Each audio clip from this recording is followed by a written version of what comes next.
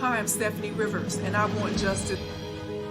The police officers involved showed reckless disregard.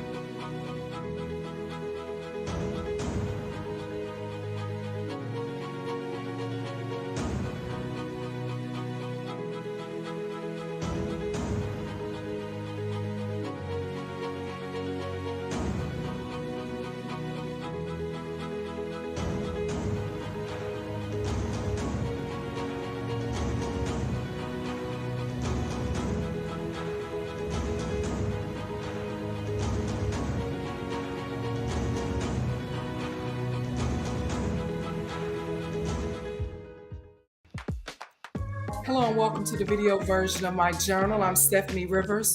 Come on into the conversation.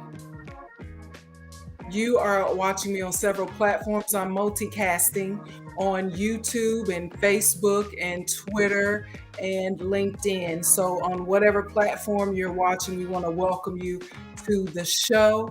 If you are one of my returning subscribers, thanks for your support.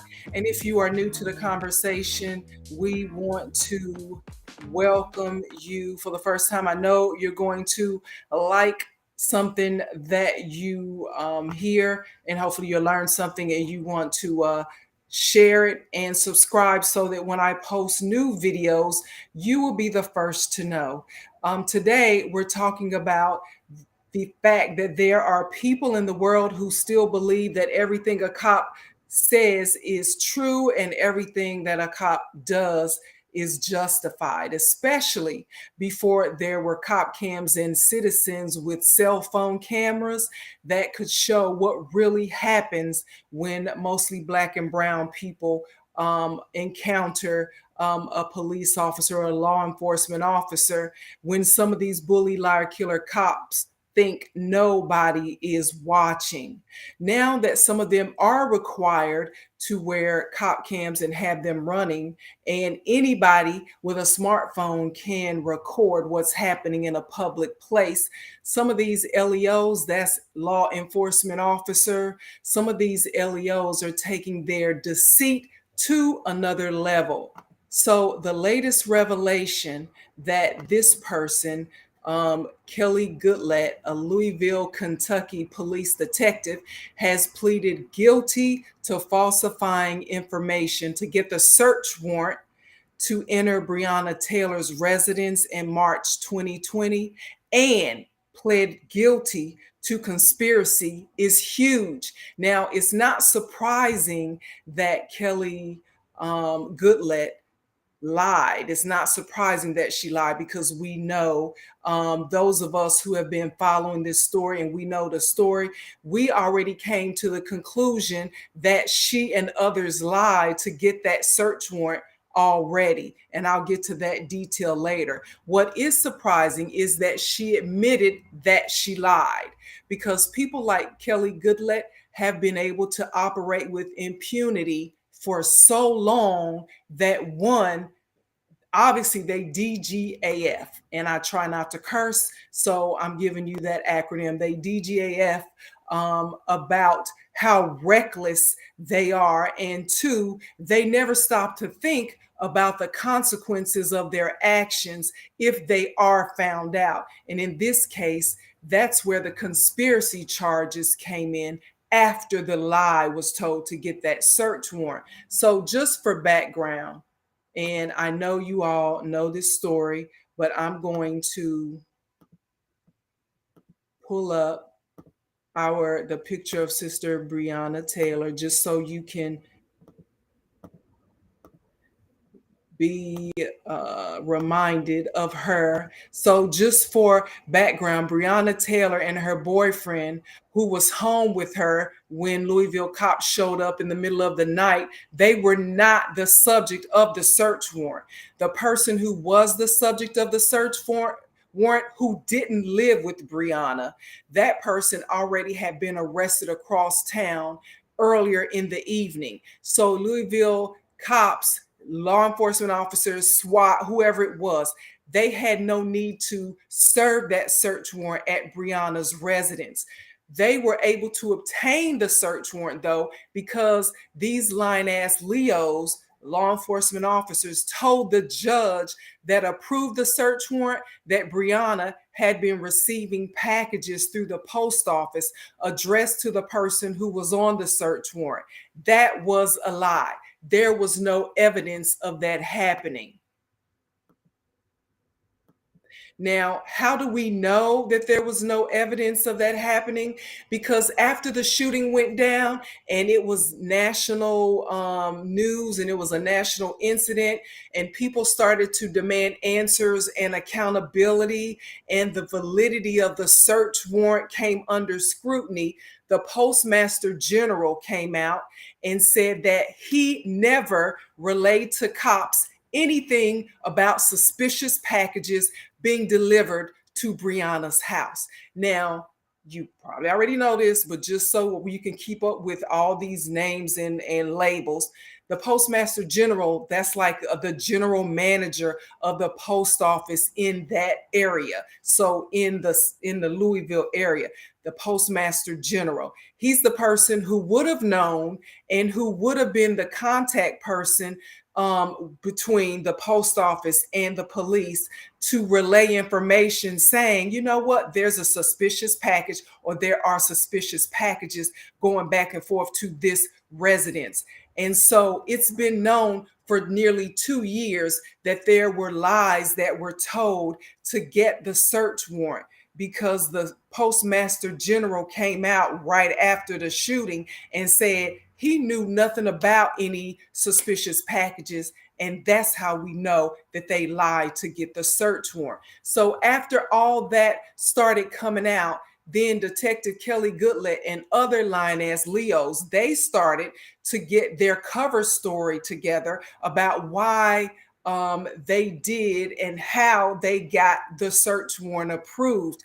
And that's where the conspiracy charge comes in. Kelly Goodlett is not alone in the lies that were told. Now I'm going to show you the other people who were also involved.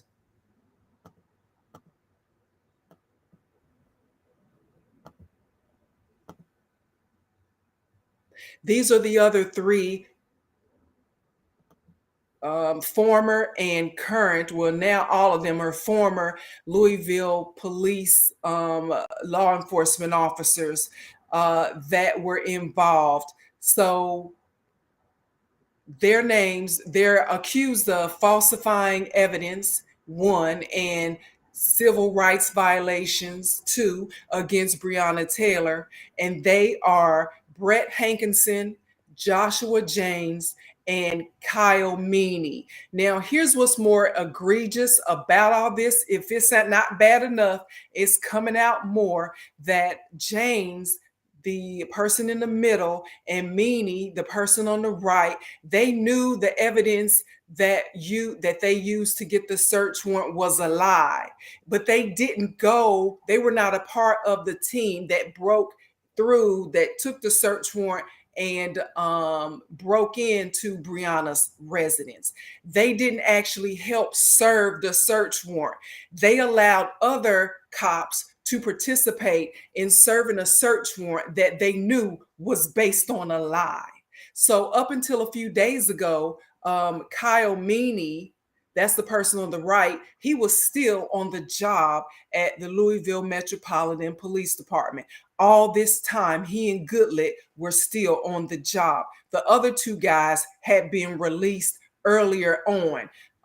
And so that means Goodlett, Kelly Goodlett, the female detective, and this Kyle Meany guy, they were getting paid. They were getting benefits like a law enforcement officer. They were walking around with a badge like law enforcement. And when they should have been arrested and charged years ago, the three guys could get life in prison. Now, here's the thing that I haven't quite figured out, and maybe you can help me with this if you know, but Kelly Goodlett, she pleaded guilty to 1 count of conspiracy and falsifying evidence.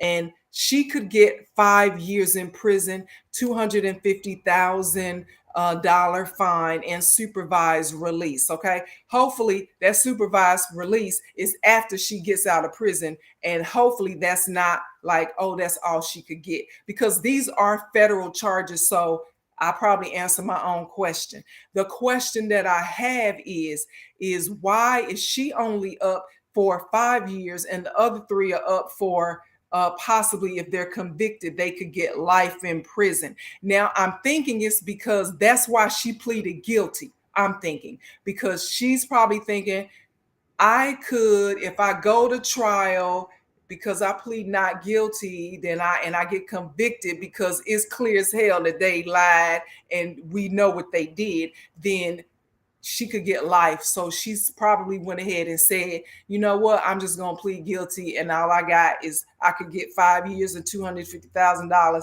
And so maybe that's why she pleaded guilty.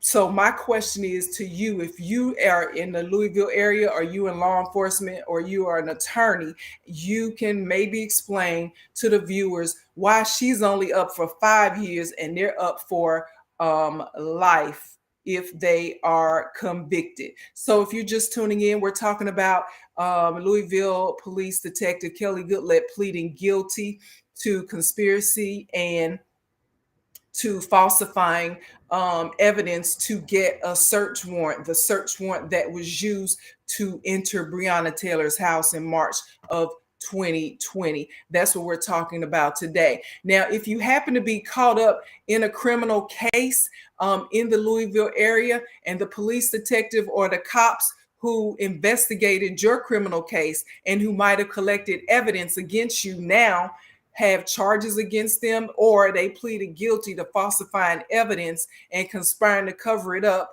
that's grounds for your case to be either dismissed, or at the very least for any convictions or fines you receive to be overturned, or for your case to be open. So if you know anybody in the Louisville area who got caught up with police, it's quite clear, excuse me, it's quite clear that these are some bully, liar, killer cops. Okay. And so there's a good chance that they might have the possibility, because if they did it to one person, trust and believe they did it to somebody else. She wasn't the first one. So you need to have them to go get an attorney and start looking into that, because this is not the first time. And I'm sure there's a long list of people who are waiting to ask these questions. Well, she was detective on my case. He was the officer that arrested me, and I didn't do it. So how did they get that evidence? Maybe because they lied on your ass, and that's what they do, because they don't think that they are ever going to get caught. And this just so happened that this became national news when they thought it was going to be not even local news. So get your case re-examined if you can. And be sure to like, share, and subscribe so that when I post new videos, you will be the first to know. So let's go to Brett Hankinson. And I took it down, but I'm gonna bring it back up. Brett Hankinson is the one on the far left. Now, Brett Hankinson, we already were familiar with Brett Hankinson. He was one of the cops who actually served a search warrant at the Taylor's residence that night.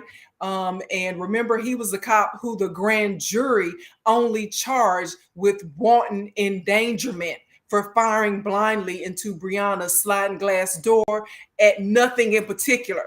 So if you're going to be shooting, if you're going to go to a search warrant and be busting in people's house, and it's in an apartment complex, then the least you could do is see the target that you're shooting at. But no, he couldn't be bothered to do that. He was shooting at nothing in particular.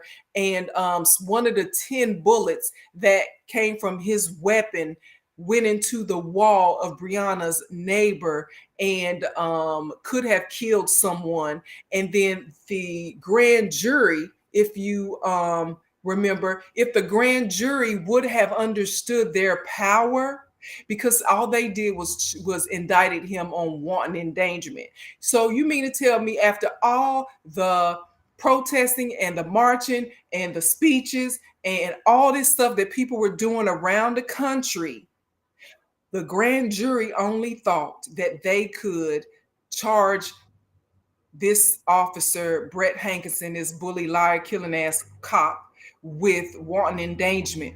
Why would you think that? Well, the grand jury was going off of the direction of Kentucky Attorney General Dan Cameron. So if the grand jury knew, if they would have understood the power that they have to indict people. See, when you go in there, of course, I guess protocol says the grand jury is led by the attorney general, because the attorney general or the district attorney, most cases from county to county, is the person, the individual's office, who is kind of like trying to indict people. But this was a big old cluster of crooked ass cops, from the least cop on up to the attorney general, Dan Cameron. Okay, so it just didn't turn out like it was supposed to, because the grand jury didn't realize their power, and that they could have taken the evidence. Based on the evidence, they could have charged Brett Hankinson with attempted murder or manslaughter or whatever based on the evidence. But they went off of the, what's the word? They went off of the recommendation. That's what I'm looking for. They went off the recommendation of the district attorney, and the district attorney says, well, this is all really what the evidence shows is wanton endangerment. Now, why would Dan Cameron, the attorney general, only want the police officer to be charged with something as minor as wanton endangerment, which it did get him fired from the police department, but he could have been charged with a lot more. Well, I'm about to tell you the story of Dan Cameron. So let's bring up Dan Cameron's picture, because these people, they thought they were going to get away with it, but they did not. So essentially, Dan Cameron is the attorney general for the state of Kentucky. And Yvonne Felder, thanks for being in the chat. She's saying, thank you for sharing this, Steffanie. And thank you, Yvonne, because a lot of people don't really, we're busy living our lives. We don't really have a lot of time to focus on other people's BS. And so that's why I try to take my time to share information. So if you know anybody who's living in Kentucky, this guy right here, he is currently the attorney general. That's the top prosecutor in the state. But let's talk more about Dan Cameron. Now, why would Cameron protect killer cops? He is in the pocket of law enforcement in Kentucky, because they're the reason that he got elected to begin with. He is beholden to them. This is Dan Cameron from the Republican Party. He was backed by Donald Trump. He was backed by, what's the senator's name from Kentucky, the one with the turkey neck, the one whose wife is Elizabeth Chow, who was the appointee by Trump. Can't remember his name, but y'all know who I'm talking about. Anyway, and we're thinking that Cameron has married into the family of this senator. And so now, it's a whole miscarriage of justice when it comes to Breonna Taylor's case. He didn't do what he could to hold these police officers accountable. He should have never been elected to attorney general, but voters slept on that election. Y'all slept through that election, the people in Kentucky. Y'all woke up after he was elected, and this is the kind of dude that y'all got, is him as the attorney general. But heads up, Kentucky, you got another chance to redeem yourself, because Kentucky, Dan Cameron is running for governor in 2023. So he's trying to take his lackluster, underachieving performance from the attorney general's office to the governor's office. And he is running for governor. And so if you know anybody in Kentucky, let them know they need to get themselves together and get organized and start asking questions. And I mean, but really, there's no questions you need to ask this guy, Dan Cameron. You know what he's about. If he was willing to let police officers who shot and killed blindly into somebody's apartment get off with just wanton endangerment instead of what they should have been charged with and should have been indicted for, which is manslaughter at the least, then he's not the type of person that you want running nothing. Okay. And I even said when I did this story a long time ago, and I try to put the link to my first video in the printed version, because I do a written version of my journal as well as the video version of my journal.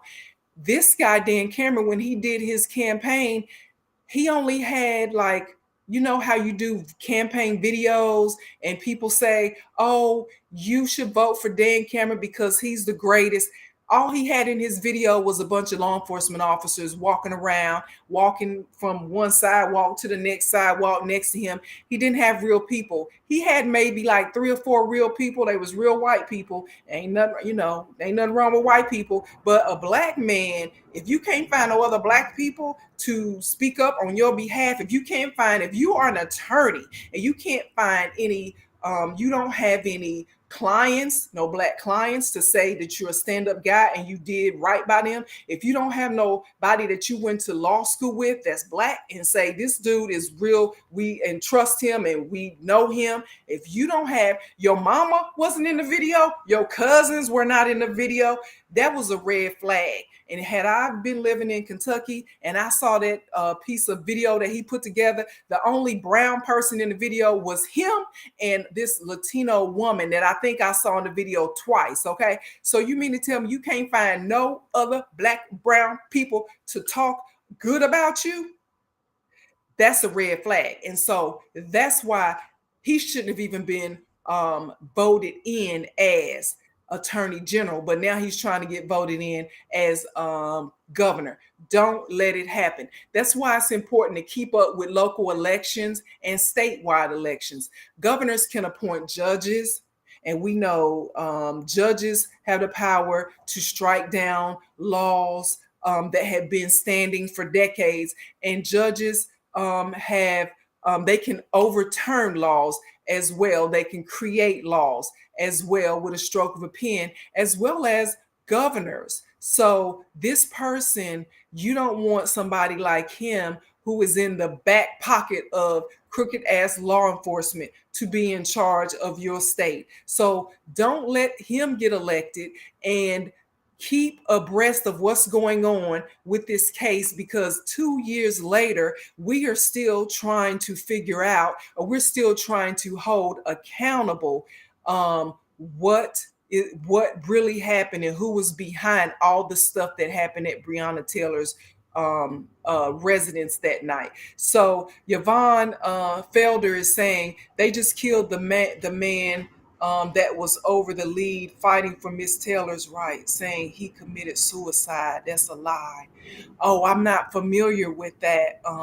So Chris Wells is his name. So I will look that up. And, there's always, and then that is the, that's the thing that people, that keeps people from speaking out. And thanks for bringing that up, is because a lot, when you start speaking out against evil, and when you start speaking out against people who don't mean you any good and don't care about you and will set you up for a fall, and you speak out on that, then you get a target on your back. And so we need strong people out here. There's lots of things that can be done. I don't have a problem speaking out. And maybe, people might say, well, ain't nobody listening to you. That's why. And not this is just who I am. From when I can remember, I've been a person that's been vocal and been willing to speak out. And I hope there are other people out there doing your part to speak out on behalf of what you feel is right. So Yvonne, Thanks for that. I'm going to certainly look that up because that could be something else that we need to follow, because the more eyes that you put on, the more of a spotlight that you put on evil and people who do evil stuff, the more that's going to come out. And, just like like they always say, when you turn on the lights, the roaches will scatter. Okay, so we're gonna turn the lights on. So thanks for that, Yvonne. I'm gonna look into that, and you look into it too. And that's all I got. Ain't got no more for today. But to find out more about the things that I care about, you can go to the written version of my journal, and that's at eurweb.com.